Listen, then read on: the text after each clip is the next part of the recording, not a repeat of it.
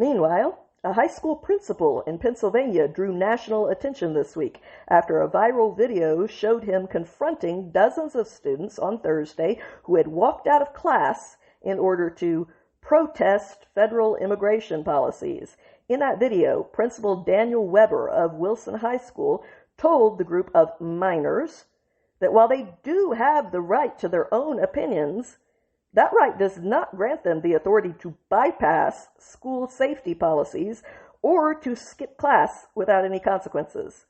And I would point out that these students have much less interest in protesting during after-school hours, which would be on their own free time. So their motives seem to be pretty clear. They want an excuse to cut class.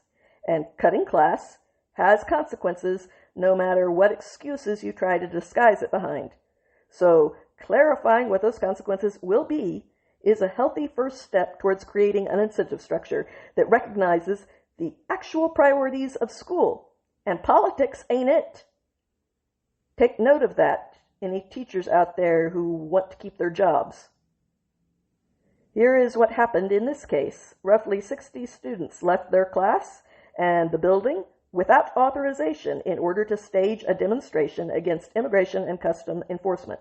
That walkout happened after a series of discussions were held between students and the Wilson School District about a possible sanctioned protest, which is not what school hours are for, I would point out.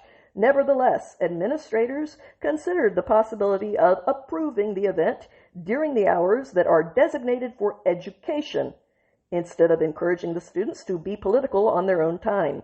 But ultimately, plans for that event were canceled. As you may have noticed, ICE and Minnesota reached an understanding, but some students were really counting on being able to cut class, so they decided to proceed with the walkout anyway.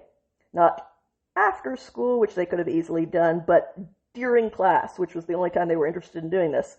So Principal Weber met them outside, where several of the students were carrying foreign flags instead of their own. Specifically, they were carrying Mexican flags, a place where they have never even once set foot.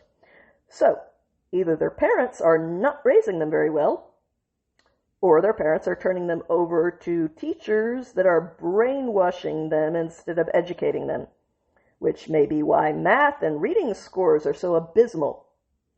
Their principal told them, "If you go back to class, then we're good. If you stay out here, we will get your names and you will be suspended, okay? That is your option at this point, because you are operating outside the bounds of what was granted. That event was canceled. You left school without permission. Your rights do not supersede the school. So if you understand that, that is your option. If you wish to return, Dr. Damani will let you in that door over there. If not, I will be getting your names. You will be suspended, okay?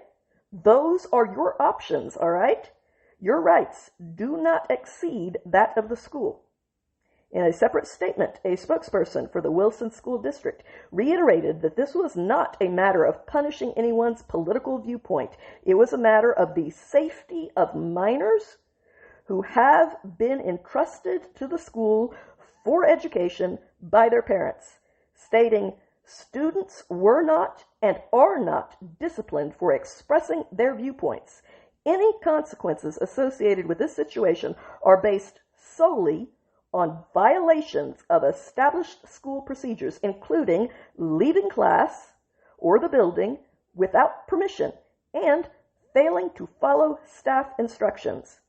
The incident at Wilson High School is part of a broader wave of anti-ICE protests by school children across the country, all of which involve walkouts during class and a significant evaporation of their interest in protesting when ditching is not a part of the package.